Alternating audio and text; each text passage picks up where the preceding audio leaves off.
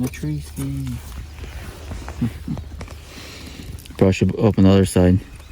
You can lay him down and open the side.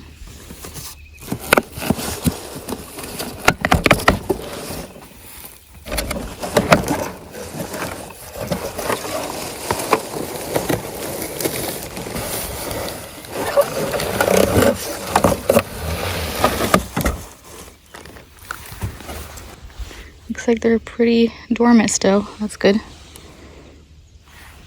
So I got a candy crab apple, a Priscilla apple. Where's the other tags now? Up here. A Rusty's favorite apple, Harrow sweet pear, and an Elmo persimmon. I don't see the tag on it, but I got an Elmo persimmon.